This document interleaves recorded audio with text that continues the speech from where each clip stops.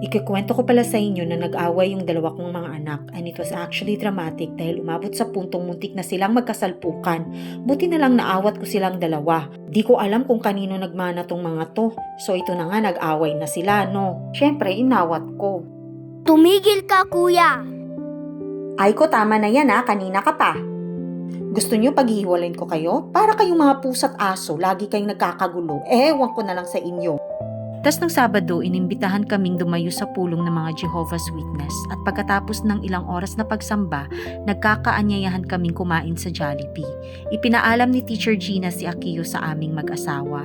Isasama ko si Akio sumakay sa jeep ha. Sa Jollibee na tayo magkita. Yay! Thank you, Ate Gina! Nauna kaming umalis ni Mister kasama si Aiko sa loob ng e-bike, habang si Akiyo at si Ate Gina naman ay naghihintay pa ng jeep na masasakyan. Habang bumabiyahe ang e-bike na sinasakyan namin ay panay naman ang iyak at pagdadrama nitong si Aiko. Mama, namimiss ko si kuya. Sana okay lang siya.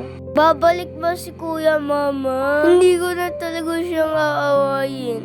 Wala na, hindi na uuwi si kuya sa atin. Doon na siya titira kay Ate Gina. Lagi mo kasi siyang inaaway. Kuya, balik ka na. Hindi na kita aawayin. At ayun nga, tinutukso lang talaga namin si Aiko na ipamimigay namin si kuya niya sa iba.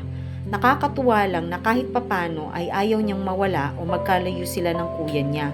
Kaya nung magkita kami sa Jollibee, sobrang tuwa ni Aiko at niyakap niya agad ang kuya niya at nagkapatawaran na sila.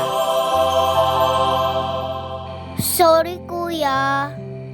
Sorry din, Aiko. At pagkatapos nun, ay kumain kaming magpamilya kasama si Ate Gina, nagkwentuhan at umuwi ng masaya.